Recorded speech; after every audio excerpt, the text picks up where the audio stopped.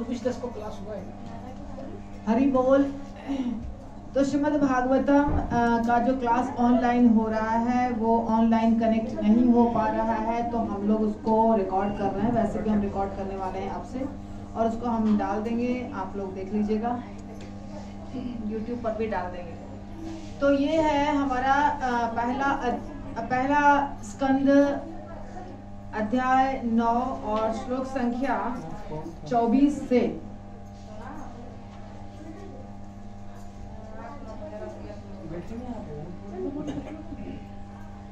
जो भी भक्त यहाँ हैं, माता जी, प्रभु जी, बच्चे, कृपया शांति बनाए रखिए। सदैव देवो भगवान प्रतीक्षताम कलेवरम यावत इदम हिनोमि अहम प्रसन्न हास अरुणलोचन उल्लसत मुख अम्बुजः ध्यान पथः चतुर्भुजः।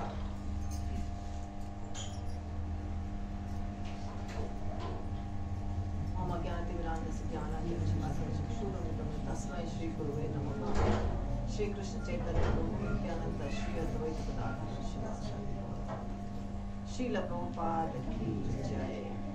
हे कृष्ण करुणा सिंधु राधा कांत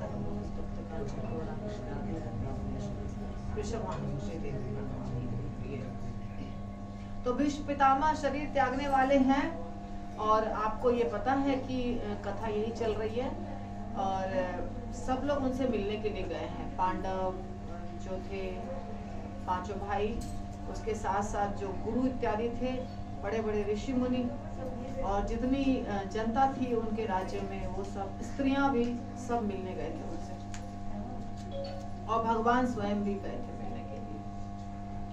तो ये श्लोक बता रहा है कि चतुर्भुज रूप तथा उगते सूर्य की भांति अरुण नेत्रों से युक्त, सुंदर रीति से सजाए, मुस्कुराते कमल मुख वाले मेरे भगवान, आप कुछ क्षण तक यहीं मेरी प्रतीक्षा करें, जब तक मैं अपना यह भौतिक शरीर छोड़ ना दूं। ये वचन है भीष्म पितामह के। भीष्म पितामह भगवान से ये विनती कर रहे हैं कि हे भगवान, आप जो इतने सुंदर दिख रहे हैं, ये भगवान कौन है? ये भगवान है, बाहरी दृष्टिकोण से कृष्ण है, पर वास्तव में ये विष्णु भगवान है, जो चतुर्भुज रूप में है। वहां पे उस समय चतुर्भुज रूप दिखला रहे हैं। उनका जो रूप दिख रहा है वो कौन सा दिख रहा है? चतुर्भुज। चतुर्भुज रूप विष्णु का होता है, और द्विभुज रूप भगवान कृष्ण का होता है। तो चतुर्भुज रूप में शंख चक्र गदा पद्म धारण किए हुए भगवान वहां विराजमान है, और भीष्म पितामह उनका दर्शन कर रहे हैं। अब ये चतुर्भुज रूप भगवान बहुत बार भक्तों को दिखाते हैं, पर जरूरी नहीं होता है कि जितने भक्त वहां पे खड़े हैं या उपस्थित हैं उन सबको नजर आए। कभी कभी भगवान की इच्छा से सिर्फ उनको ही नजर आता है जिनको वो चाहते हैं कि दर्शन दे। तो भीष्म पितामह देख रहे हैं उनको, और भीष्म पितामह कह रहे हैं कि आप तब तक मेरे सामने खड़े रहिए ऐसे ही, जब तक मैं शरीर नहीं त्यागूं। यानी कि भीष्म पितामह चाह रहे हैं कि भगवान को देखते हुए अपना शरीर त्यागे।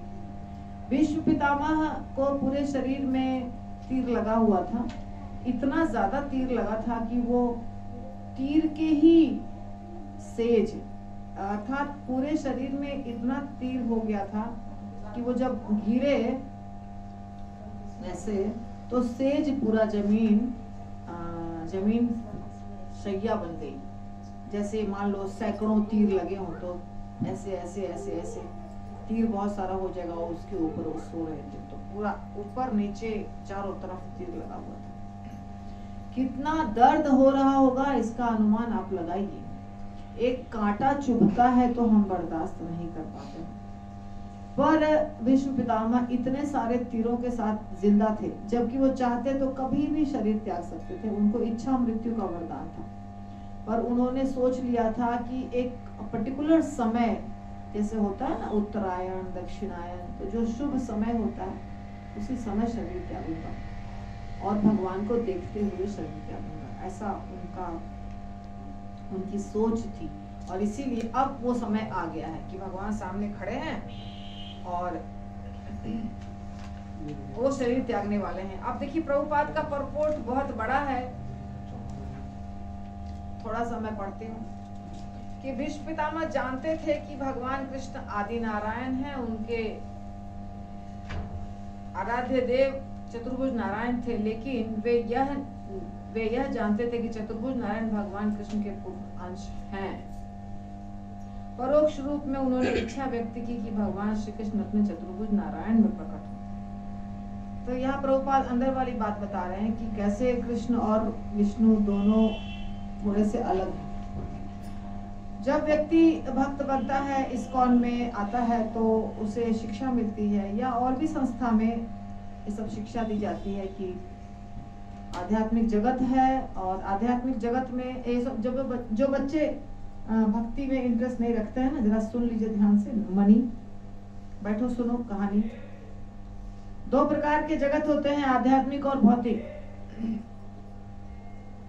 भौतिक जगत जिसमें आप रह रहे हैं, और ये भौतिक जगत जेल के समान है। क्या है? जेल। जैसे यरोडा जेल है, यरोडा जेल तो आप जानते हैं, पुणे में ही यरोडा जेल है, बहुत जगह है, आगे बढ़ जाइए। पुणे में ही यरोडा जेल है और बहुत ऊंची ऊंची दीवार है। उस जेल के अंदर कुछ कैदी रहते हैं, जो कुछ गलत काम किए उनको वहां पे सजा मिली है, वहां वो रह रहे हैं। कभी कभी कोई माता, यानी जो स्त्री जेल में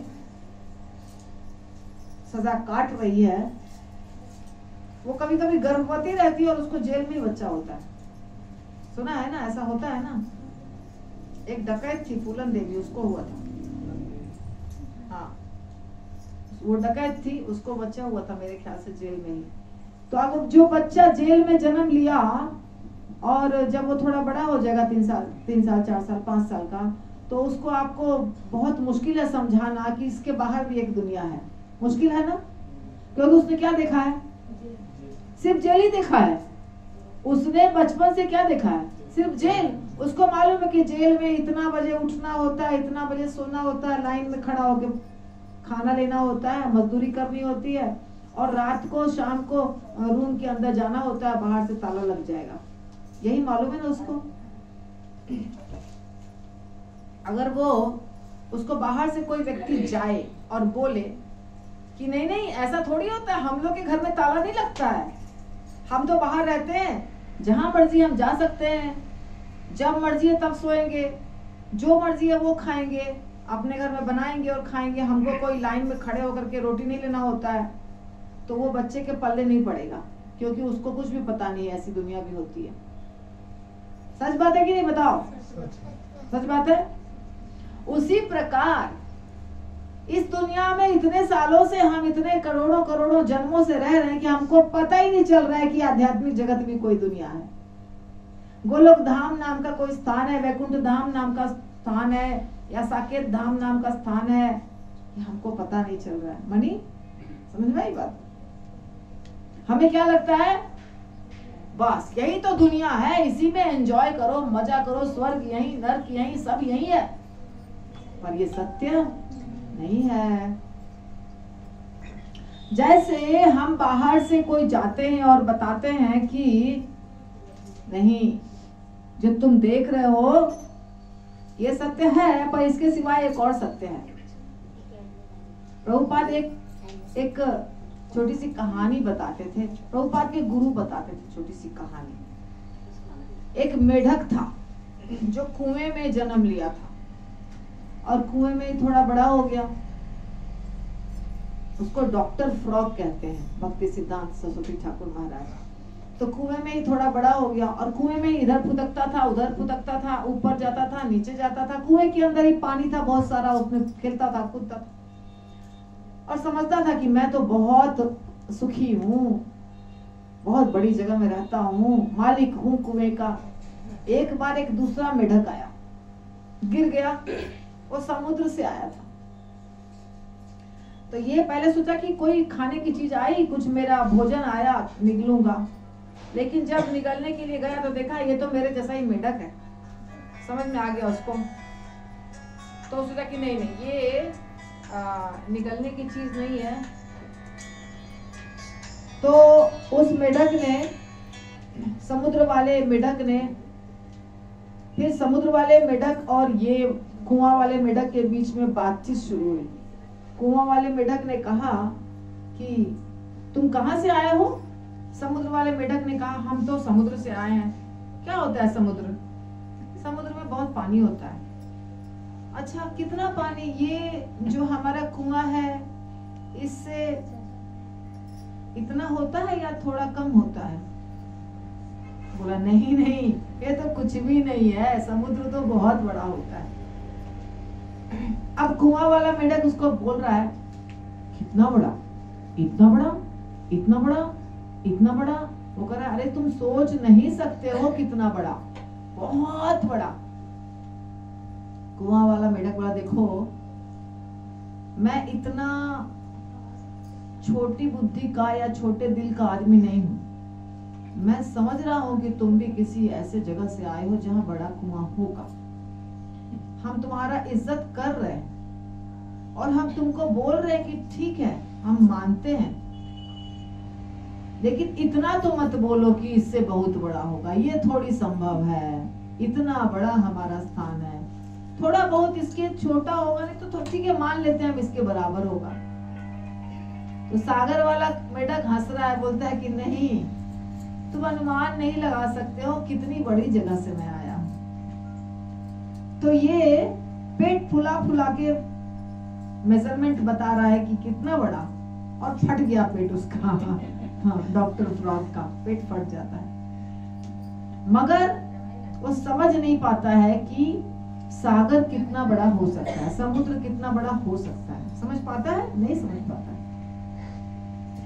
उसी प्रकार जो बच्चे या बड़े या बूढ़े शास्त्रों को नहीं पढ़ते हैं, सुनते हैं, या विश्वास नहीं रखते हैं, या साधु के वचनों पर विश्वास नहीं रखते हैं, उनको ये समझ में नहीं आता है कि कोई आध्यात्मिक जगत भी है, कोई ऐसी जगह भी है जहाँ मृत्यु नहीं होती है, कोई ऐसी जगह भी है जहाँ बीमारी नहीं होती है, बुढ़ापा नहीं होती है, या वहाँ पे लोग बहुत खुश रहते हैं, भूख प्यास नहीं लगती है, वहाँ सिर्फ आनंद है, कोई प्रकार का कष्ट नहीं है, और बहुत साफ सुथरा और सुंदर जगह है।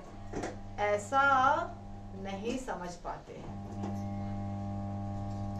तो इसके लिए मैंने आपको उदाहरण दिया जेल का, कि जेल में यदि कोई बच्चा पैदा हो तो उसको लाख कोशिश करिए वो नहीं समझ पाएगा कि बाहर की दुनिया कैसी होती है। समझ पाएगा? उसी प्रकार नहीं समझ पाते हैं लोग कि आध्यात्मिक जगत भी होता है, और वो आध्यात्मिक जगत एकदम अलग है यहाँ से। पर आप सब लोग समझ गए हैं ना? समझ गए सब लोग? सब बच्चे समझ गए? आध्यात्मिक जगत होती है, होता है, और वो आध्यात्मिक जगत में मृत्यु नहीं होती है, बुढ़ापा नहीं होती है, बीमारी नहीं, कष्ट नहीं, झगड़ा झंझट नहीं, केवल आनंद, और सब लोग मिलके एक दूसरे को हेल्प भी करते हैं, और भगवान भी भक्तों के साथ एंजॉय करते हैं, और भक्त भी भगवान के साथ एंजॉय करते हैं, और भक्त आपस में भी एंजॉय करते हैं। ये है आध्यात्मिक जगत। इसको जानना जरूरी है। तो भगवान कृष्ण हैं, और यहाँ पे भगवान कृष्ण का दूसरा रूप नारायण का बताया जा रहा है, जो प्रभुपाद बता रहे हैं कि जानते थे भीष्म पितामह कि नारायण का जो रूप है वो भगवान का पूर्ण अंश है। तो इस्कॉन में आने के बाद हमको बहुत सारी बातें पता चलती हैं। दूसरे संस्था वाले जो हैं, जो भगवान विष्णु को ही सर्वे सर्वा मानते हैं, वो कहते हैं कि कृष्ण भगवान उनके अंश हैं या उनके अवतार हैं। कोई बात नहीं, हम उनका भी रिस्पेक्ट करते हैं। तो वैकुंठ जाओ या गोलोक जाओ या साकेत जाओ, कुछ प्रॉब्लम नहीं है, कहीं भी जाइए, मगर आध्यात्मिक जगत जाने की कोशिश करिए। तो विष्णु पितामह विष्णु भगवान का दर्शन कर रहे हैं, और दर्शन करते करते शरीर त्यागना चाह रहे हैं। यहाँ प्रभुपाद बहुत कुछ लिखते हैं और कहते हैं कि वे इतने शक्तिशाली थे कि जब तक चाहते अपने शरीर में बने रह सकते थे। ये तो मैंने आपको बता दिया ऑलरेडी कि उनको इच्छा मृत्यु का वरदान प्राप्त था। एक बहुत अच्छी बात बता रहे हैं प्रभुपाद कि शुद्ध भक्त कभी भी भगवत धाम जाने का इच्छुक नहीं रहता, वह भगवान की इच्छा पर पूर्णतः आश्रित रहता है। ठीक है ना? शुद्ध भक्त जो होते हैं वो डिमांड नहीं करते हैं भगवान से, हे भगवान मैं कुछ भी करूं लेकिन आप मुझे अपने धाम लेके ही चलिए, ऐसा नहीं बोलते हैं। वो क्या बोलते हैं? आपकी जो भी इच्छा वो आप जहां रखना चाहे रख सकते हैं, हम तो सिर्फ सेवा करना चाहते हैं। शुद्ध भक्त बोलते हैं कि बस आपको नहीं भूलूं, आपके सेवा को नहीं भूलूं, और ऐश्वर्य भी ज्यादा मत दीजिए मुझे, नहीं तो फिर ऐश्वर्य दीजिएगा तो भी भूलने का चांसेस ज्यादा हो जाता है। तो आप हमें सिर्फ उतना ही दीजिए। एक सुना है दोहा, साई इतना दीजिए जामे कुटुंब समाए, मैं भी भूखा ना रहूं साधु न भूखा जाए।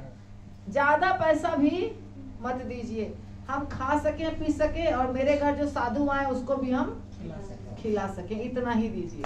यही इच्छा है आप लोग सब, माता जी की इच्छा यही है कि थोड़ा ज्यादा मांगना है, बहुत ज्यादा मांगना है।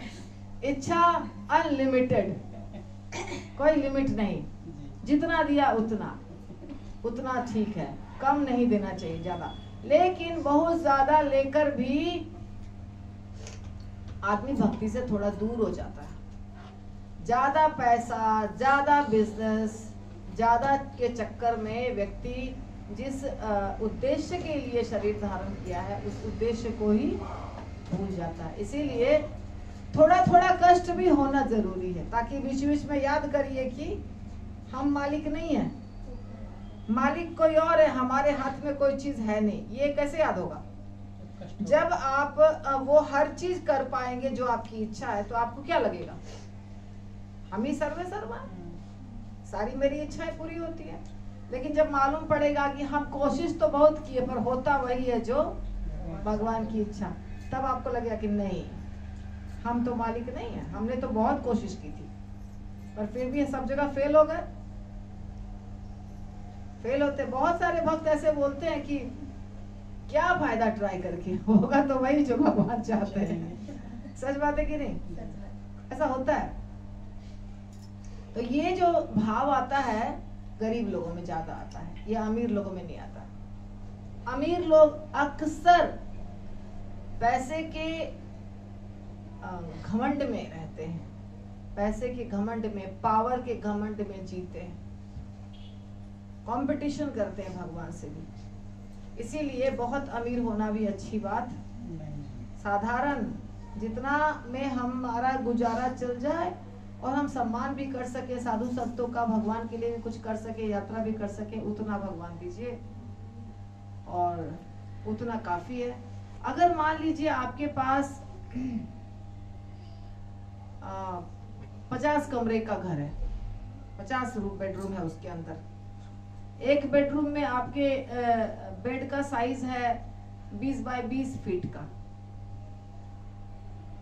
किचन भी वैसे ही है, देखा है कभी कभी किसी किसी का होता है बहुत बड़ा। तो आप अपने घर के सदस्य भी नहीं मिल पाएंगे जल्दी। सच बात है। अंबानी का घर है या और भी बहुत सारे फिल्म स्टार का घर है, वो लोग का इतना बड़ा घर होता है कि एक फ्लोर पे एक बच्चा, दूसरे फ्लोर पे दूसरा बच्चा, एक फोन करके वो लोग को मिलना पड़ता है। अपने घर में भी फोन करना पड़ता है बात करने के लिए एक दूसरे से। ऐसा होता है। ये आपको समझ में नहीं आ रही है बात, लेकिन सच है ये बात, ऐसा होता है। तो आपको सोने के लिए कितनी बड़ी जगह चाहिए? 6 बाय 6 का बेड ठीक है ना? बेड का साइज 20 बाय 20 का भी होगा तो भी तो आप उतने ही स्थान में सोने वाले हैं। आपके घर में 50 रोटियां बनेगी तो भी आप 2 या 3 ही खाएंगे। आपके घर में अगर 20 गाड़ियां हैं तो 20 गाड़ी में अगर आपके घर के मेंबर्स अलग अलग गाड़ी में गए तो आपको शौक ही रह जाएगा दिल में कि हम सब एक गाड़ी में एक जगह बैठते, पति के बगल में मैं बैठती, बच्चा पीछे बैठता, ये शौक रह जाएगा। क्यों? क्योंकि बच्चा अलग ड्राइवर के साथ जाएगा, आप अलग ड्राइवर के साथ और आप अलग ड्राइवर के साथ। तो ये ठीक है? नहीं ठीक, ये ठीक नहीं है। और ये होता है, अमीर लोगों के घर में ऐसा होता है, सच बात है। इसीलिए ज्यादा धन की इच्छा नहीं करिए, उतना ही धन जितना आवश्यक हो।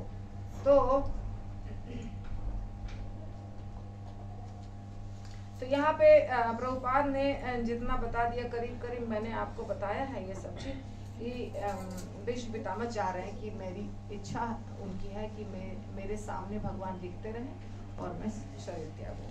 फिर सूत गोस्वामी अभी बोलते हैं। सूत गोस्वामी कहते हैं, सुतवाच युधिष्ठिर तत् आकर्ण्य शयानम शर पंजरे अपृच्छत विविधान धर्मान ऋषीणाम अश्रवताम। सूत गोस्वामी कहते हैं, भीष्म पितामह को इस प्रकार आग्रह पूर्ण स्वर में बोलते देखकर महाराज युधिष्ठिर ने समस्त महर्षियों की उपस्थिति में उनसे विभिन्न धार्मिक कृत्यों के अनिवार्य सिद्धांत पूछे। तो युधिष्ठिर महाराज को भीष्म पितामह से शिक्षा मिलनी थी, इसीलिए ये सारा कृष्ण भगवान ने इंतजाम किया था कि भीष्म पितामह, अभी देखिए प्रश्न उठता है ना कि भीष्म पितामह ने ये क्यों किया, वो क्यों। लेकिन भीष्म पितामह बहुत बड़े पंडित थे, उनको बहुत ज्ञान था, साधारण इंसान नहीं थे, उनको बहुत ज्ञान था। कितना भी ज्ञान हो, मनुष्य एक कमजोर व्यक्ति होता है। आप देख लीजिए, बहुत बड़े बड़े व्यक्ति को देख लीजिए, बहुत पैसे वाले को देख लीजिए, बहुत बड़े इंटेलिजेंट कोई कंपनी का सीईओ है, उसको देख लीजिए।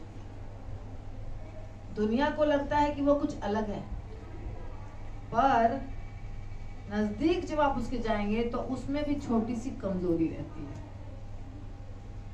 छोटी छोटी कमजोरी हर मनुष्य में रहती है। तो हम जब देखते हैं कि इतने बड़े भक्त हैं भीष्म पितामह, तो ये कैसे गलती कर सकते हैं? करेंगे, क्योंकि वो भी एक इंसान है। सिवाय भगवान के हर व्यक्ति गलती कर सकता है, सिर्फ भगवान है जो गलती नहीं करते हैं। तो भगवान क्या करते हैं? भगवान गलती तो नहीं कर सकते हैं क्योंकि वो भगवान है, लेकिन भगवान कई बार एंजॉय करने के लिए भक्तों के साथ लीला करते हैं, और जब उनकी इच्छा होती है वो लीला समेट लेते हैं तुरंत, क्योंकि वो भगवान है। उनको ऐसा नहीं होता है कि आसक्त हो गए किसी के साथ, बहुत आसक्त हो गए, इतना आसक्त हो गए कि उनके बिना काम ही नहीं चलेगा। इवन राधा रानी जो दुनिया की सर्वश्रेष्ठ भक्त है, उनको भी कृष्ण छोड़ दिए जब थोड़ा सा मान हुआ उनको। तो ये है विरक्ति जो भगवान में होती है, ये मनुष्य में नहीं होती है। ये फर्क है भगवान और मनुष्य में। तो मनुष्य में एक कमजोरी होती है जिसके कारण वो कभी कभी बहुत बुद्धिमान व्यक्ति भी गलती करता है, बहुत बुद्धिमान, बहुत पहुंचा हुआ, पर वो भी गलती करता है। कहीं भी देख लीजिए आप, शास्त्रों में देख लीजिए और यहाँ भी देख लीजिए, यहाँ की दुनिया में तो होता ही। शास्त्रों में आप देख लीजिए, बड़े बड़े ऋषि मुनि, महात्मा, राजा, भक्त छोटी छोटी गलती करते हैं। ब्रह्मा जी अपनी पुत्री से आकर्षित हो गए, पुत्री के पीछे भागने लग गए। ब्रह्मा जी पूरी सृष्टि की रचना किए हैं, पुत्री से आकर्षित हो गए विवाह करने के लिए। ये है देवता, इतने बड़े, इतने महान, फिर भी। तो मनुष्य और भगवान में फर्क है। तो भीष्म पितामह को कमजोर मत समझिए, बहुत बुद्धिमान थे। अभी युधिष्ठिर महाराज उनसे बहुत सारी शिक्षाएं ग्रहण करेंगे, पूछेंगे उनसे प्रश्न, सिद्धांत पूछते हैं। तो यहाँ प्रभुपाद कहते हैं कि भगवान श्री कृष्ण ने युधिष्ठिर महाराज को प्रेरित किया कि तुम प्रश्न पूछो, भीष्म पितामह से प्रश्न पूछो। और किसके सामने? वहां अकेले नहीं थे भीष्म पितामह, यहाँ अकेले नहीं थे युधिष्ठिर महाराज, बहुत सारे महर्षि गण थे वहां पे, ऋषि मुनि थे। आप जब पहले पीछे जाएंगे ना तो आप देखेंगे बहुत सारे ऋषि मुनि एकत्रित हुए थे। तो प्रभुपाद कहते हैं कि महर्षियों की उपस्थिति में भीष्म देव से प्रश्न पूछे, जिससे यह सूचित होता है कि ये भीष्म देव भगवत भक्त सामान्य पुरुष की भांति रहता है, किंतु बड़े बड़े मुनियों से, यहाँ तक कि व्यास देव से भी श्रेष्ठ होता है। दूसरी बात, भीष्म देव उस समय न केवल शरशैया पर लेटे थे, पर अपितु अपनी इस अवस्था के कारण अत्यंत पीड़ित थे। उनको पीड़ा हो रही थी, कष्ट हो रहा था। ऐसी अवस्था में उनसे प्रश्न नहीं पूछे जाने चाहिए थे, परंतु कृष्ण ये सिद्ध करना चाहते थे कि शुद्ध भक्त सदैव आध्यात्मिक प्रकाश के कारण शरीर और मन से स्वस्थ होते हैं। शरीर में कितना भी कष्ट हो या मन में कितना भी कष्ट हो, लेकिन अगर वो शुद्ध भक्त है तो उस कष्ट को वो कष्ट नहीं समझता है। उस स्थिति में भी उसके पास बहुत शक्ति होती है।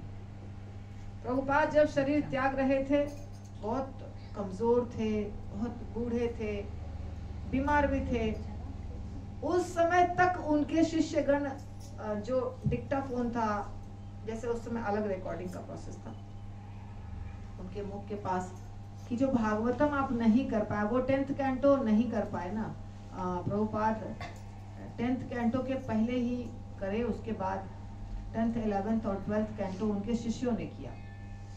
तो वो लोग चाह रहे थे कि प्रभुपाद कर दें। प्रभुपाद शरीर नहीं त्यागे बिना कंप्लीट किए भागवतम, तो वो चाह रहे थे कि प्रभुपाद बोलें, हम उनको रिकॉर्ड करें बाद में। लेकिन प्रभुपाद जानते थे कि बाद में कुछ गड़बड़ नहीं हो जाए, इसीलिए सबसे पहले उन्होंने कृष्णा बुक लिख दिया, और कृष्णा बुक में पूरा 10th कैंटो का उन्होंने परपोर्ट लिख दिया, जो कृष्णा बुक स्टोरी वाली है, ताकि यदि मैं जीवित नहीं रहूं तो मेरे शिष्य या कोई और 10वें स्कंद को गड़बड़ नहीं कर दे। तो 10वां स्कंद बहुत ही ज्यादा महत्वपूर्ण है, इसीलिए उन्होंने कृष्णा बुक लिख दिया। तो उसके बाद जब उनके शिष्यों ने परपोर्ट लिखा 10वें स्कंद का, तो कृष्णा बुक से लिखा, कृष्णा बुक को लेके उससे 10वां स्कंद का परपोर्ट पूरा किया। 11वां 12वां का भी वैसे नाम का करके कर दिया। तो उस स्थिति में प्रभुपाद बोलते थे, बोल नहीं पाते थे लेकिन बोलते थे। तो यहाँ कह रहे हैं प्रभुपाद स्वयं कि आध्यात्मिक दृष्टि से वो स्वस्थ होते हैं, चाहे उनके शरीर में कितना कष्ट हो। अभी आप किसी को भी देख लीजिए, गुरु महाराज को देख लीजिए, जयप्रताप महाराज को देख लीजिए, बहुत कष्ट है उनको शरीर में। राधा गोविंद महाराज को देख लीजिए। यहाँ तक कि आप एक साउथ इंडिया में ब्राह्मण थे जिनको कीड़े हो गए थे, उनके शरीर में कीड़े हो गए थे, पूरे शरीर में इतने कीड़े हो गए थे, जिसको बोलते हैं ना कुष्ठ रोग था, कि उनके शरीर से कीड़े गिरते थे, बड़े बड़े कीड़े थे, छोटे छोटे कीड़े नहीं थे, बड़े बड़े कीड़े थे, पूरे घाव कीड़े गिरते थे। जब वो कीड़े गिरते थे तो वो उठा के वापस उसको रख देते थे अपने शरीर के ऊपर, उसी घाव पर, कि ये मर जाएगा क्योंकि इसका खाना तो मेरा शरीर ही है, तो ये मेरे शरीर से गिर जाएगा तो फिर जमीन पे तो जिंदा रह नहीं पाएगा, तो इसको फिर से मैं अपना शरीर कर देता हूँ ताकि वो जीवित रहे। आप सोचिए उसकी सोच। तो चैतन्य महाप्रभु जब गए थे, चैतन्य महाप्रभु उनको गले लगाए, और जैसे ही गले लगाया उनका वो कुष्ठ रोग पूरा खत्म हो गया, पूरा चमकीला शरीर हो गया, एकदम रिष्ट पुष्ट। वो रोने लग गए, बोले कि आपने मेरे शरीर को इतना सुंदर बना दिया, मुझे अहंकार हो जाएगा, फिर मैं आपकी भक्ति नहीं कर पाऊंगा। क्यों आपने मेरे शरीर को टच किया, क्यों आपने मेरे शरीर को निरोग बना दिया। ये तो कोई बहुत पहले की घटना नहीं है, जो विश्वास करने वाली घटना अरे कहानी मनगढ़ंत तो ये तो अभी की घटना है, चैतन्य महाप्रभु 500 साल पहले की बात है। तो ऐसे भक्त आजकल के जमाने में भी होते हैं। समझिए उसको कितना कष्ट हो रहा होगा, कुष्ठ रोग था, कीड़े थे शरीर में, लेकिन उसकी सोच कैसी थी, बहुत ऊंचे स्तर की। अभी आप लोग आते हैं यात्रा से, या मैं खुद अपने आप की ही बात नहीं कर रही हूँ, मैं खुद बोल रही हूँ अपने बारे में। तो अभी प्रोग्राम नहीं होगा संडे का। माता जी हम लोग की पत्नियां थक थक कर आई हैं गांव से, प्रसाद कैसे बनाएंगी, सब थकी हुई। दिवाली की तैयारी करनी है तो प्रसाद कैसे बनेगा, प्रोग्राम मत रखिए। तो सोचिए इतना छोटे चीज में बहाना मिल जाता है प्रोग्राम को पीछे टालने का। छोटी चीज है ना ये, तो थकावट बहुत बड़ी चीज है क्या, लेकिन टाल दिया प्रोग्राम को। क्यों? क्योंकि महत्व नहीं समझा, कथा का महत्व नहीं समझा, सेवा का महत्व नहीं समझा। जो हम कर रहे हैं गुरु की आज्ञा का पालन, उसका महत्व नहीं समझा, टाल दिए।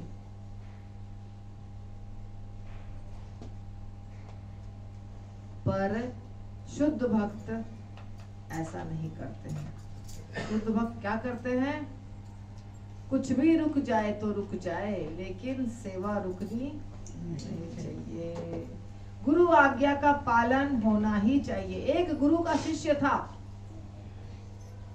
आई थिंक दधीची का शिष्य था वो। उनको गुरु ने बोला, बारिश का समय था और खेत जो होता है, खेत में बारिश हो रही थी बहुत, तो खेत में जो मेड़ होता है ना, मेड़, आप तो गांव के हैं, आपको मालूम है मेड़ किसको कहते हैं। तो मेड़ कट रहा था पानी के कारण। बारिश जब बहुत होती तो मेड़ तो छोटा छोटा ही होता, तो वो कट जाता है, और जो भी आप खाद डाले हैं, बीज डाले हैं, वो बह जाएगा, बर्बाद हो जाएगा पूरा। तो उसने तो गुरु महाराज और उनके शिष्य सब गए खेत पे। खेत पर जब गए तो गुरु महाराज ने कहा कि इसके मेड़ को कटने से रोको। शिष्य मेड़ के ऊपर पानी मिट्टी ला के डाल रहा है, उसको ऐसे कर रहा है। अब बारिश इतनी तेज हो रही है कि इसके बावजूद भी वो रुक नहीं रहा है। गुरु महाराज आज्ञा देकर चले गए, ठीक है तुम इसको संभाल लेना और बाद में आना, ऐसा बोलकर चले गए। जब शिष्य ने बहुत कोशिश किया, नहीं रुका पानी, तो शिष्य खुद लेट गया। ये सच्ची घटना है, कहानी नहीं है। तो शिष्य खुद लेट गया पानी को कंट्रोल करने के लिए, क्योंकि बॉडी, शरीर का तो ये होता है ना, बॉडी तो नहीं बह जाएगा, उसको कंट्रोल करने की शक्ति होती है थोड़ी। तो वो शिष्य लेट गया और फिर बारिश होती रही और वो शिष्य वहीं लेटा रहा, ताकि ये जो खेत का पानी है वो इस मेड़ को नहीं काटे, बारिश का पानी मेड़ को नहीं काटे। रात्रि का समय हुआ, ये दिन में घटना घटी, रात्रि का समय हुआ, और जब गुरु माता घर में प्रसाद बनाई और सारे बच्चों को प्रसाद के लिए बुलाया, तो गुरु ने देखा कि वो लड़का नहीं है, जो भी नाम था उसका नाम भूल गई हूँ, अरुणी नहीं है, बचपन में हमने पढ़ा है। तो अरुणी नहीं है, तो पूछा कि कहाँ है अरुणी, कहाँ है अरुणी। तो सबने याद किया कि वो अरुणी वास्तव में उसको कब देखा है लास्ट, तो याद आया कि उसको तो अरुणी नाम था, उसको तो ये मेड़ काटने से रोकने के लिए सेवा दिया था गुरु महाराज ने। तो वहां गया तो वो अभी तब तक वो लेटा ही हुआ था। ये नहीं कि रात हो गई, इतना देर से ठिठुर रहा है बारिश में लगातार, कि हमको क्या जरूरी है, जाए भाड़ में, गुरु की आज्ञा, हम जाते हैं, हम बीमार पड़ जाएंगे। नहीं, गुरु की आज्ञा सर्वोपरि, चाहे जान जाए तो जाए, मगर गुरु की आज्ञा का पालन होना ही चाहिए। शिक्षा मिलती है, आप लोग बचपन में पढ़े हैं ना, इतने लोग अरुणी अरुणी बोल रहे हैं, तब ये याद क्यों नहीं रहता है कि गुरु की आज्ञा पालन करने के लिए अरुणी ने ऐसा किया, तो हम भी अरुणी बन जाएं। कितने लोगों ने ये कथा पढ़ी है? हाथ उठाओ। सीखा, इससे कुछ सीखा? इस कथा से कुछ सीखा? क्या सीखा इस कथा से? अगर हम कुछ पढ़ते हैं, कुछ सुनते हैं और उससे अगर हम सीखे ही नहीं तो क्या हो गया? वो एग्जाम में मार्क्स लाने के लिए खाली लिख दिया, परीक्षा में नंबर मिल जाए इसीलिए लिख दिया कि अरुणी बहुत आज्ञाकारी शिष्य था। लेकिन हम कैसे बने? तो शिक्षा जो मिलती है ना, जो दिया जाता है स्कूल में, पढ़ाई होती है स्कूल में, कॉलेज में, वो आपके चरित्र को बनाने के लिए, आपके चरित्र को बनाने के लिए वो सब कविताएं और प्रोज और पोएट्री और जो भी चीज दिया जाता है, ये नहीं कि सिर्फ मार्क्स लाने के लिए। नंबर आ गया, जैसा बताया ना उस भक्त ने, साधु ने, कि सब बने IAS IPS बन करके सब बेईमानी करके पैसा कमा रहे, तो मैंने क्यों पढ़ाया उन लोगों को? मैंने सोचा कि मैं साधु ही बन जाऊं। सही बात है। IAS IPS बन गए, इतना मेहनत किया, इतना अच्छा से इंटरव्यू दिया, इतना अच्छा से प्रीलिम्स दिया, इतना अच्छा से पास किया, और जब गद्दी मिल गई तो क्या चालू हो गया? गलत तरीके से पैसा कमाना और अपना घर भरना। दुनिया जाए भाड़ में, देश जाए भाड़ में, अन्याय न्याय किसी चीज से कोई मतलब नहीं। वैसे ही स्कूल में जो शिक्षा मिलती है, कॉलेज में जो शिक्षा मिलती है, घर में जो माँ बाप सिखाते हैं, वो पूरे जीवन याद रखने के लिए सिखाया जाता है, उसको अपने जीवन में उतारने के लिए सिखाया जाता है। वो नंबर लाने के लिए नहीं सिखाया जाता है कि स्कूल में सिखाया, हम कहानी लिख दिए, क्वेश्चन आंसर एकदम सही कर दिए, मार्क्स आ गया, टॉपर बन गए, फर्स्ट क्लास होल्डर बन गए, डिस्टिंक्शन होल्डर बन गए, और उसको अपने जीवन में उतारने की क्या जरूरत है? वो जीवन में उतारने के लिए थोड़ी बुक थी, वो तो थी नंबर लाने के लिए। सच है कि गलत? सारे बच्चों को शिक्षा दिया है आप लोगों ने, सुबह उठना है, उठाया था ना अपने अपने बच्चों को सुबह सुबह सबने? ब्रश करना है, नहाना धोना है, ये सिखाया था कि नहीं सिखाया था? कितनी माताओं ने ये सिखाया था?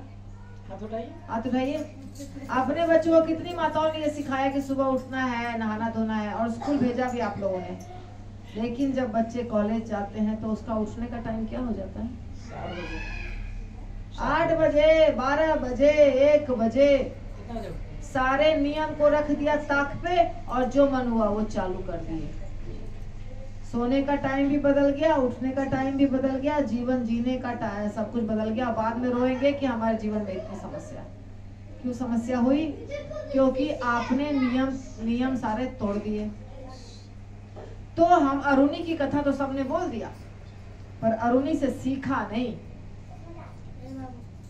अरुणी से सीखा नहीं, सीखा। अच्छा, आप कहेंगे अरुणी के गुरु तो बहुत महान थे, इसीलिए अरुणी वैसा महान शिष्य बना। हमारे गुरु तो माता जी हैं, जो कि कुछ भी बोलती रहती है, सास में डांटती रहती हैं, तो हम क्यों करेंगे वो चीज? है ना? यही आपके दिमाग में उठ रहा होगा। सुनिए, आपके गुरु कोई भी होने दो, आपके गुरु अच्छे या बुरे, लेकिन यदि आपने उनको गुरु स्वीकार किया है और यदि आप उनकी आज्ञा का पालन कर रहे हैं, तो उसी आज्ञा के पालन से आपको इसी जन्म में भगवान मिल जाएंगे।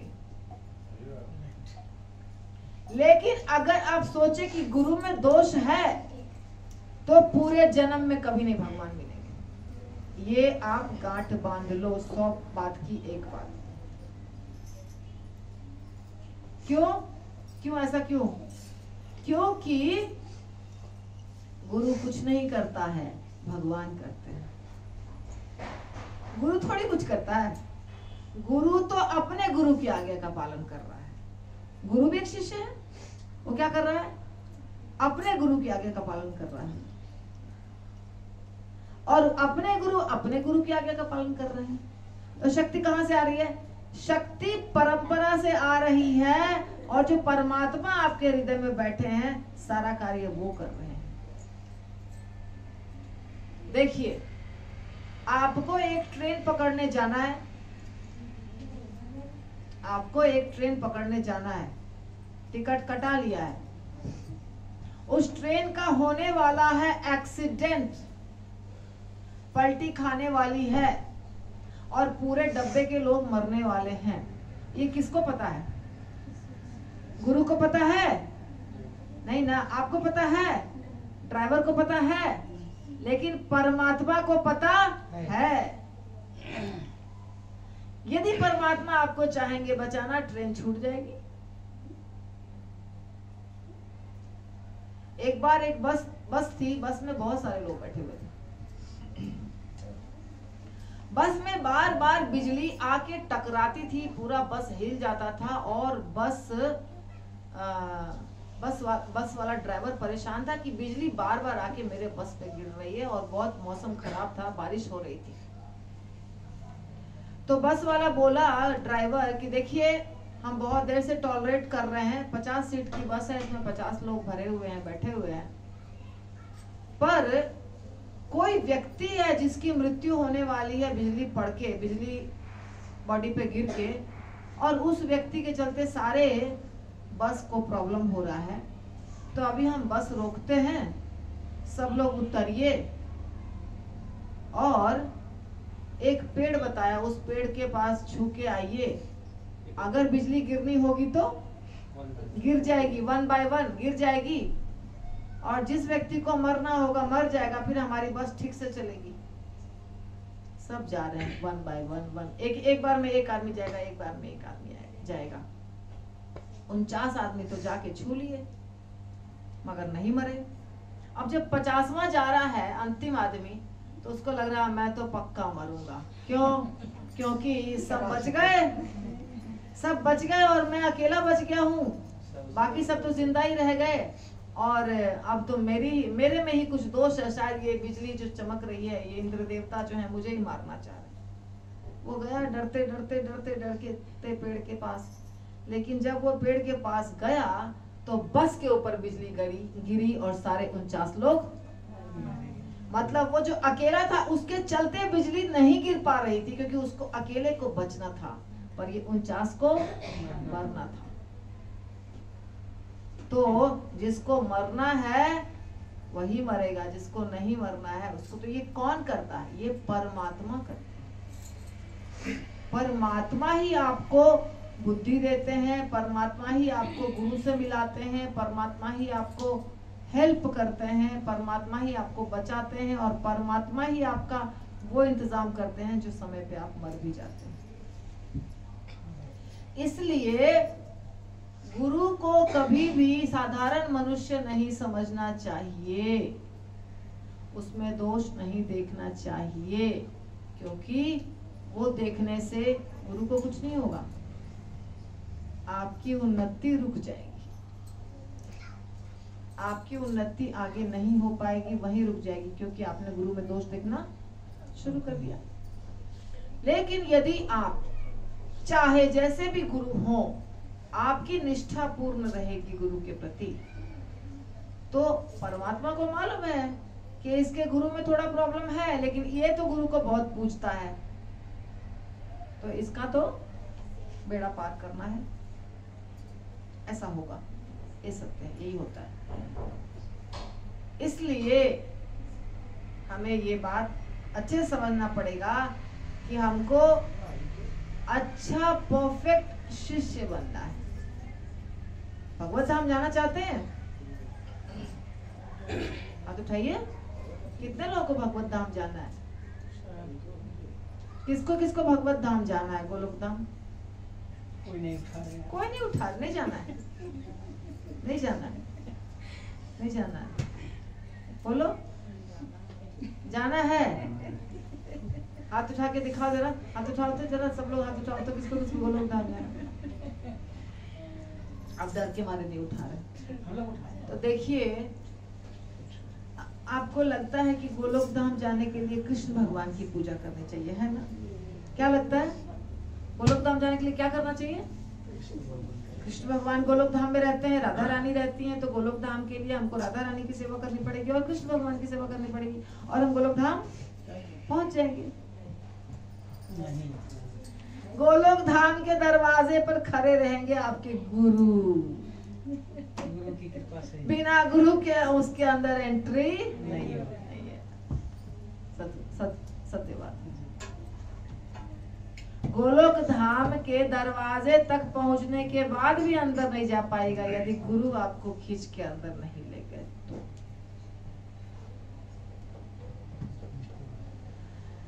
तो शुद्ध भक्त क्या करते हैं? न गोलोक धाम के बारे में सोचते हैं, ना राधा कृष्ण के बारे में सोचते हैं। हमारे गुरु महाराज से एक प्रश्न पूछा किसी ने, गुरु महाराज जगन्नाथ भगवान तो विष्णु जी हैं, सब लोग कहते हैं जगन्नाथ भगवान विष्णु जी हैं, महावीर प्रभु, और बालाजी विष्णु भगवान है, जगन्नाथ भगवान विष्णु भगवान है। हम तो गोलोक धाम जाना चाहते हैं और अगर हम इनकी पूजा किए, हमको तो पुजारी बना दिया है बालाजी का मंदिर वालों ने, तो हम तो कैसे जाएंगे गोलोक धाम? हम तो फिर वैकुंठ धाम चले जाएंगे। तो आप बताइए कि हम क्या करें? गुरु महाराज ने बोला, मेरे दिमाग में तो अभी तक ये प्रश्न आया नहीं कि हम गोलोक जाएंगे कि वैकुंठ जाएंगे। हम तो यही जानते हैं कि जो प्रभुपाद बोले हैं वो करना है। आगे प्रभुपाद सोचेंगे हम कहाँ जाएंगे। देखा कितना सुंदर आंसर है। जो प्रभुपाद बोले हैं वो करना है। कहाँ जाना है ये तो प्रभुपाद की मर्जी। ये हमारे गुरु के वचन है, हिज होलीनेस गोपाल कृष्ण गोसाई महाराज। अब हम इससे ज्यादा बड़े तिस्मार खा बन गए हैं। हम क्या सोच रहे हैं? हम खुद जाएंगे गोलोक धाम। राधा कृष्ण की सेवा करेंगे और गोलोक धाम चले जाएंगे। जो राधा कृष्ण की सेवा करते हैं उसको कहते हैं सबसे नीचे किस्म का डिवोटी, कनिष्ठ अधिकारी। क्या कहते हैं? क्या कहते हैं? 3 प्रकार के डिवोटी होते हैं, कनिष्ठ, मध्यम और उत्तम।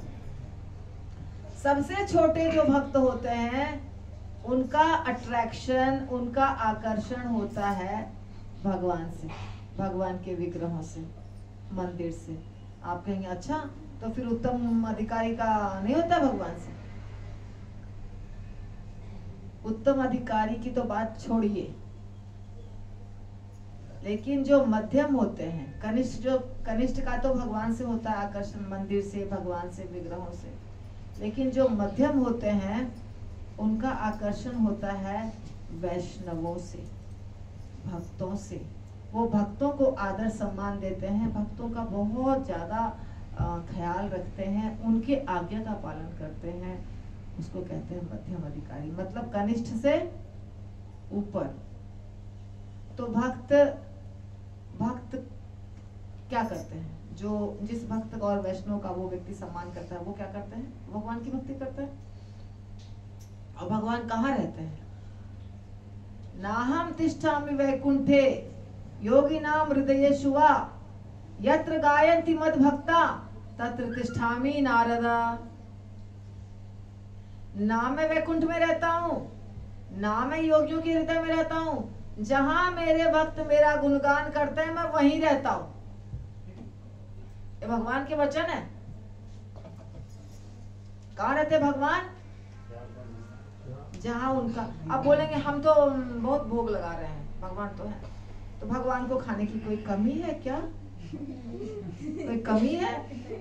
नहीं ना, कि आपके घर में ही, अरे आपके किचन में जितना डब्बे में चावल दाल रखा है वो सब तो भगवान का ही है, वहीं से खा लेंगे।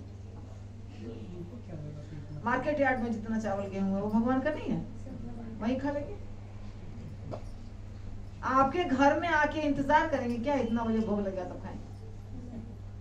वो इसलिए इंतजार करेंगे कि ये कभी कभी भागवतम पढ़ता है, कभी भगवत गीता पढ़ता है, कभी सुनता है, कभी भक्तों को अपने घर बुलाता है, तो मुझे बहुत मजा आता है सुनने। भगवान को अपना गुणगान सुनने में बहुत अच्छा लगता है। इसके लिए भगवान आपके घर में रहते हैं, इसके खाने के लिए नहीं। जो आप भगवान को सुनाते हैं कथा, अभी सुन रहे हैं भगवान वहां बैठ के आपकी गौर निताई सुन रहे। जब हमारे घर गुरु महाराज आने वाले थे, मेरे गौर निताई बहुत खुश थे एक दिन पहले से। हाँ, वैष्णव आने वाले होते भगवान बहुत खुश हो जाते हैं। सारे वैष्णव आने वाले मुझे दर्शन, क्योंकि वो तो चल फिर के जा नहीं सकते हैं कहीं, बैठे रहते हैं यहीं पे, तो भक्तों को यहाँ बुलाना पड़ेगा ना। वो तो उठ के नहीं जाएंगे ना, जा सकते हैं पर नहीं जाते हैं। तो भगवान खुश होते हैं भक्तों से, भगवान खुश होते हैं गुरु से, भगवान खुश होते हैं वैष्णवों से। इसलिए आप जब उनकी सेवा करते हैं तो भगवान आपसे खुश हो जाते हैं,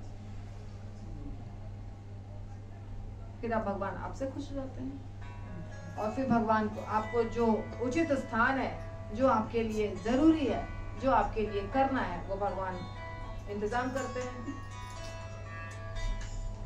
तो इसका मतलब क्या हुआ?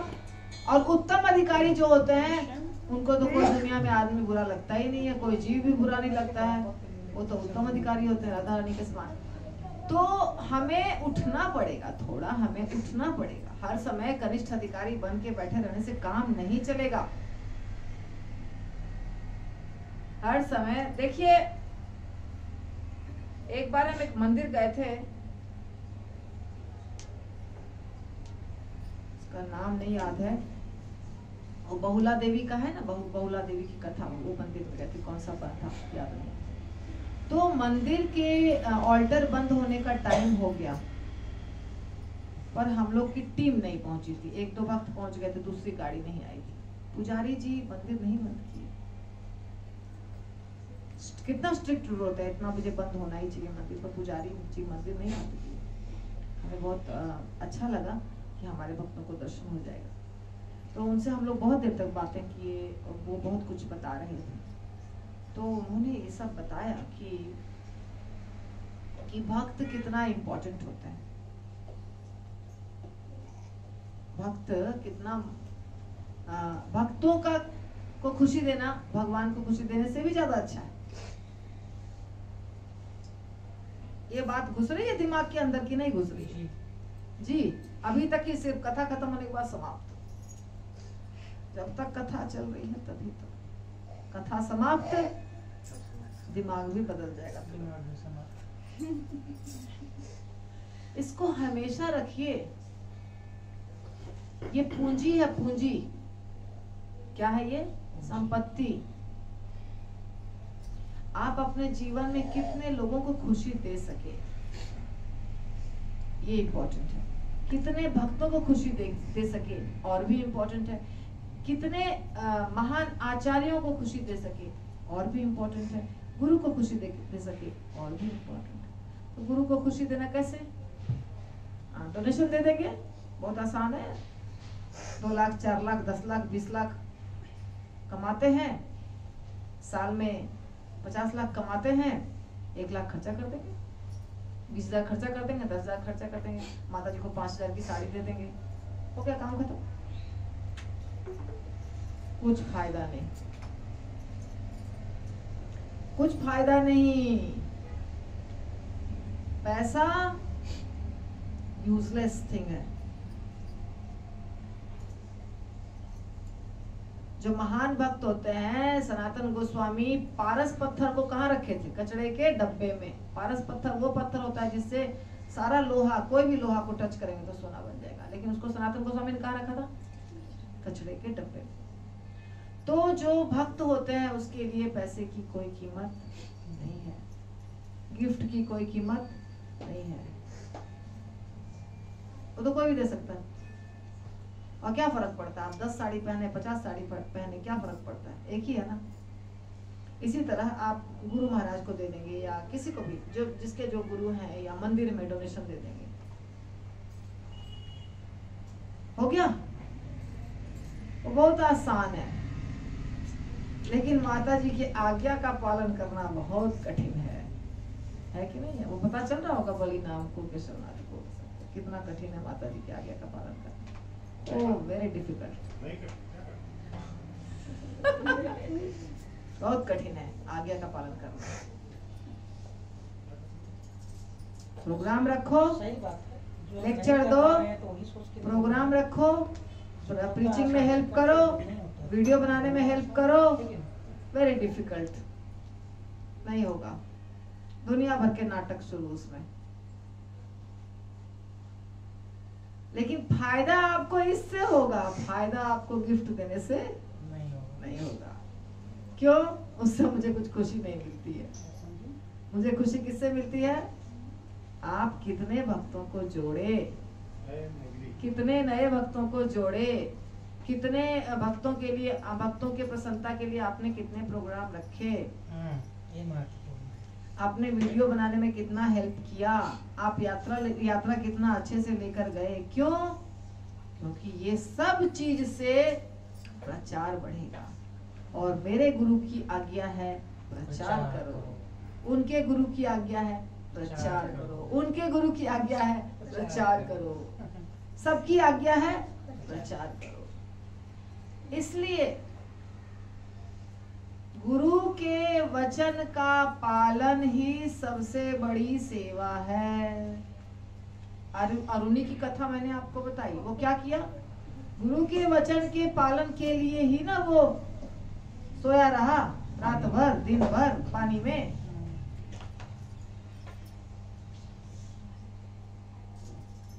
और ऐसे बहुत उदाहरण है गुरु शिष्य के उदाहरण, जिसमें कि गुरु के वचन का पालन और गुरु के प्रति अपराध करने का भी बहुत बड़ा दुष्परिणाम होता है। बृहस्पति जी का अपराध कर दिया था इंद्र ने, कितनी बड़ी मुसीबत हो गई, बुरी दुश्मनी हो गई उसकी। असुर आक्रमण कर दिए स्वर्ग लोक के ऊपर, असुर बलवान हो गए क्योंकि बृहस्पति जी नाराज हो गए इंद्र देवता से,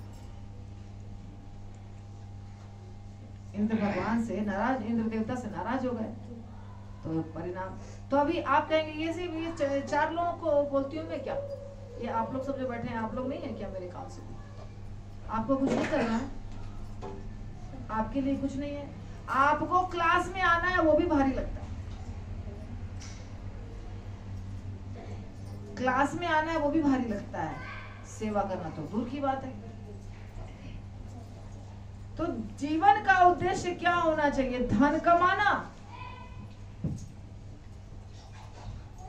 हमारे जीवन का उद्देश्य क्या है? धन कमाना और सिर्फ 16 माला कर लेना, 4 नियम कर लेना, गुरु बन गए। ठीक है ना, आप 16 माला करते हैं, 4 नियम करते हैं, आपने गुरु स्वीकार किया है, आपके गुरु प्रामाणिक है, ये सब बहुत अच्छी बात है।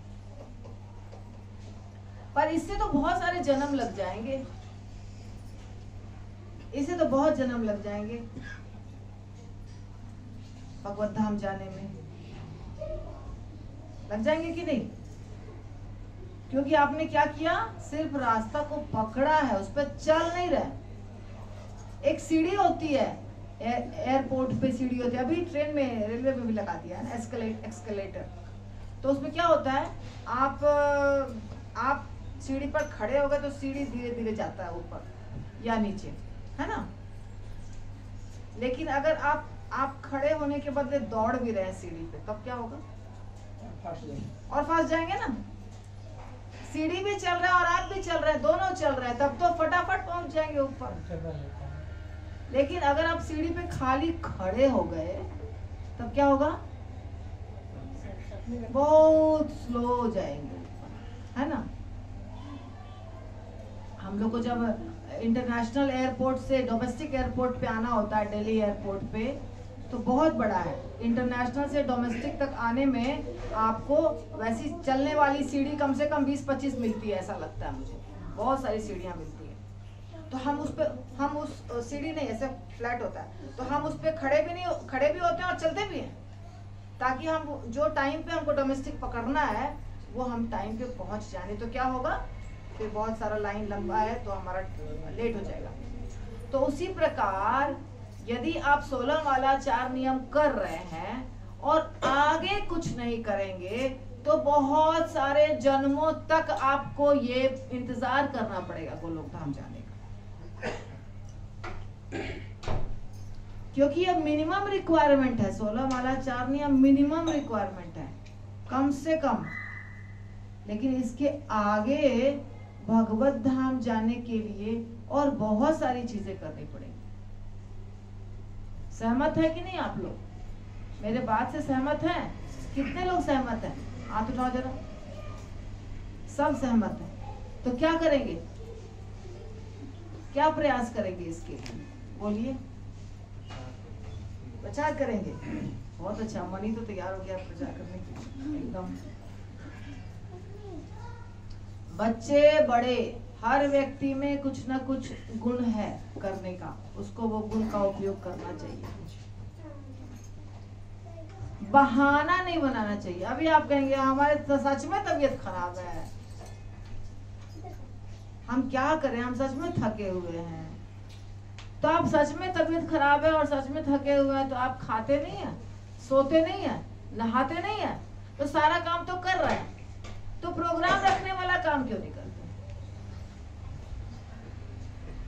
यहाँ पे आने वाला काम क्यों नहीं करते? उसी को टाल दिया, बाकी सब कर लिया और उसको टाल दिया। समय नहीं है।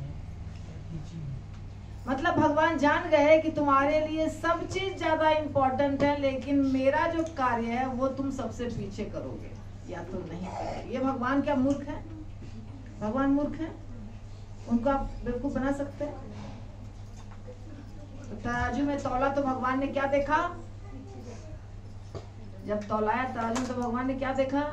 इस आदमी के जीवन में लास्ट में मेरा ऑप्शन आता है, बाकी सारा चीज पहले आ जाता है। खाना है, पीना है, नहाना है, धोना है, अपने लिए गिफ्ट भी खरीदना है, मार्केट भी जाना है, घूमना है, फिरना है, लेकिन सत्संग में नहीं जाना है और सत्संग का इंतजाम भी नहीं करना है, तैयारी नहीं करनी है। क्यों? क्योंकि उसको नहीं करने से कुछ फर्क नहीं पड़ने वाला, वो नहीं करेंगे तो चलता है। ठीक बात है कि नहीं है? तो क्या होगा जब मृत्यु का समय आ जाएगा, आएगा ना कभी मृत्यु का समय सबका। तो मृत्यु के समय यदि आप सोचें कि अब हमको इसी जन्म में जाना है गोलोक धाम, और यदि आपको लगे कि हमको बहुत बहुत कुछ करना चाहिए, तो तब आपके पास न समय रहेगा न शरीर रहेगा। समय रहेगा, शरीर रहेगा मजबूत, तो करोड़ों करोड़ों करोड़ों रुपया दे के भी न समय मिलेगा न शरीर। अब पछताए क्या होत जब चिड़िया चुग गई खेत, सब खत्म। लेकिन यदि आप पूरा प्रयास करेंगे भगवान और गुरु की आज्ञा का पालन करने का, तो लास्ट में यही बोलेंगे ना, हमने तो पूरी कोशिश की, आगे भगवान की, है ना? फिर पश्चाताप होगा? नहीं होगा। फिर पश्चाताप नहीं होगा। इसीलिए मौका मत दीजिए पश्चाताप करने का, बिल्कुल भी मौका मत दीजिए। ये मेरी आपसे नम्र विनती है। पश्चाताप करने के लिए आप बिल्कुल भी मत छोड़िए मौका कि हमको पश्चाताप करना पड़े, हमको पछताना पड़े।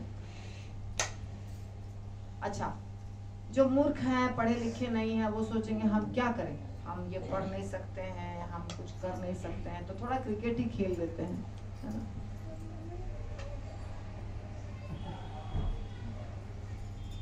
जितना देर आप क्रिकेट खेलते हैं, 1 घंटा, 1.5 घंटा, 2 घंटा, जीवन का समय बर्बाद कर दिए, बहुमूल्य समय। आप उतना देर में कुछ सुन सकते थे, कथा, ऑडियो है ना, बहुत सारे आजकल मोबाइल के ऊपर कथा है। भगवान के लिए कुछ अच्छा बना सकते हैं, उनको खिला सकते हैं, किसी भक्त को हेल्प कर सकते हैं, बुक वितरण कर सकते हैं, बहुत सारी सेवा है जो अनपढ़ लोग भी कर सकते हैं। जीवन का बहुमूल्य समय बर्बाद करने के लिए नहीं है। मनुष्य जीवन का बहुमूल्य समय बर्बाद करने के लिए नहीं है, क्योंकि ये फिर मिलेगा कि नहीं मिलेगा पता नहीं, और अगर मिलेगा भी तो सच्चे गुरु मिलेंगे कि नहीं मिलेंगे पता नहीं, भक्ति मिलेगी कि मिलेगी पता नहीं। इसीलिए बहुत होशियार होने की आवश्यकता है। तो आप लोगों को मैं बार बार इसलिए बोलती हूँ, ये सारी चीजें बहुत बार बोल चुकी हूँ, क्योंकि मुझे बहुत दुख होता है जब मैं देखती हूँ आपको केयरलेस, जब मैं देखती हूँ ना लापरवाह की तरह आप लोग सब कुछ करते हैं, तो मुझे लगता है ये लोग ऐसे क्यों करते हैं, इसीलिए बोलना पड़ रहा है। देखिए समय कितना हो गया, समय चला गया ऊपर, मेरे श्लोक भी नहीं हुए। कितने श्लोक हुए? सिर्फ 2 श्लोक क्या करें, सिर्फ 2 ही श्लोक हुए। और लेकिन हो गया ना, 1 घंटा से ज्यादा बोला मैंने, कम नहीं बोला। So we have to stop। किसी का कोई प्रश्न है?